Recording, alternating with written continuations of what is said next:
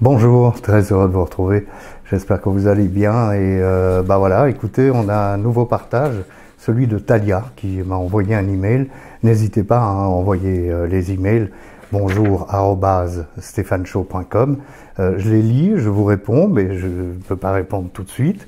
Et bien sûr, quand c'est un témoignage, je vous demande la permission de le partager. Donc n'hésitez pas à envoyer vos témoignages ou simplement si vous voulez me contacter.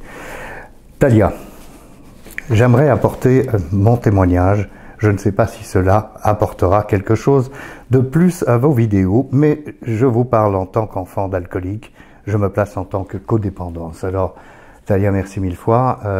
Par contre, je vous arrête tout de suite. Bien sûr que ça apporte quelque chose aux vidéos, puisque le principe de ces vidéos a commencé il y a quelques années avec l'idée de partager ma propre expérience et de vous demander à vous qui regardez ces vidéos de partager votre expérience d'addict finalement, ou de conjoint, ou d'amis, ou de parents d'addicts. Donc voilà, vous apportez beaucoup de choses à ces vidéos. J'ai découvert cette fonction, car j'ai donc la fonction de codépendante. J'ai découvert cette fonction car j'ai finalement atterri chez un addictologue qui m'a expliqué ce que cela voulait dire. Ce jour-là, ma vie a changé et puis l'association Al-Anon a pris le relais. Je fais une pause sur Al-Anon. Al-Anon, c'est l'association sœur des alcooliques anonymes qui est destinée justement aux proches, aux amis et à la famille des alcooliques. Pour la petite histoire, nous avons vécu un drame dans ma famille. À l'âge de 13 ans, nous avons subi un accident de voiture avec ma mère qui en est morte alors qu'elle portait mon futur petit frère. Elle était enceinte de 8 mois et j'avais 13 ans. Après plusieurs mois d'hospitalisation, je m'en suis remise malgré mon chagrin, car la jeunesse vit l'instant présent et a la vie devant elle. Sauf que j'ai vu mon père s'effondrer et sombrer dans l'alcool. J'ai donc passé mon adolescence avec ce problème que je cachais car j'avais peur d'être placé. On voit tout à fait la situation. Talia, ça n'a pas dû être facile. Cela a eu un impact tellement important dans ma vie. Je pense avoir souffert du syndrome de l'infirmière.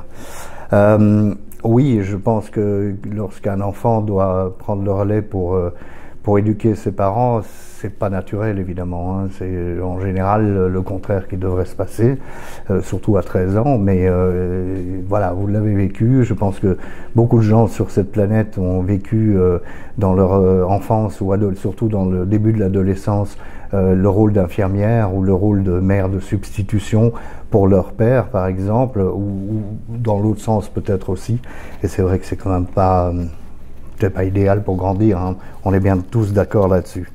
Mes différentes relations amoureuses ont été difficiles à cause des addictions de mes compagnons, à tel point que je pensais que c'était ma faute s'ils se détruisaient.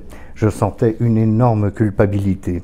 J'ai 47 ans aujourd'hui, dit Talia, 2 enfants merveilleux, je m'occupe toujours de mon papa, lui n'a jamais réussi à se remettre et boit toujours malgré notre soutien.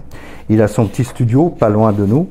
Je travaille et mes enfants ont tout essayé avec votre papa. Nous ne nous faisons plus d'illusions, mais il y a une chose dont je suis sûr, c'est que notre amour, il ne pourra pas faire autrement que de l'emporter avec lui. C'est tellement joliment dit. Finalement, dans notre famille, on se serre les coudes, même si on a chacun notre vie, mais on se serre les coudes quand même. Je continue à voir mon psychologue pour comprendre cette codépendance.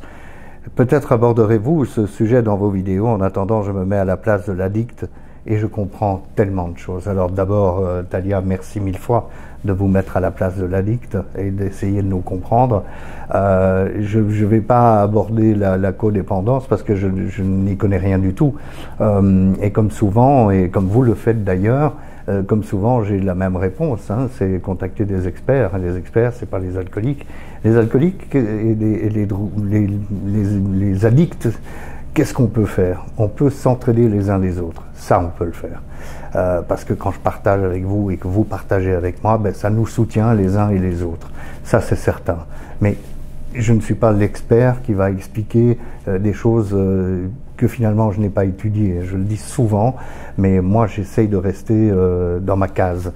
Et ma case, c'est que j'ai été addict toute ma vie, je le suis encore et je le serai jusqu'à ma mort, et que dans ces addictions, j'ai eu 2 addictions, une qui était la drogue et l'autre l'alcool, qui était très compliquée. Donc Talia, vous nous apportez beaucoup en commentant. Je ne ferai pas de vidéo sur la codépendante que vous êtes ou que vous pensez être, mais par contre, je vous invite bien sûr à continuer à fréquenter Al-Anon et bien sûr les psys, c'est très important.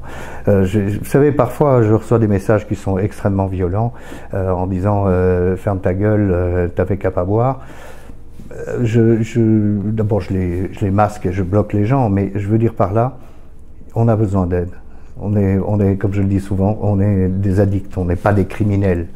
Et on est faible, enfin je parle pour moi là, je suis faible, je suis fragile, donc j'ai besoin d'aide. Et ce que vous faites, Talia, en allant demander de l'aide à l'extérieur, c'est ce qu'il faut faire. Et ce que nous devons faire en tant qu'addicts, c'est aussi d'aller demander de l'aide à l'extérieur.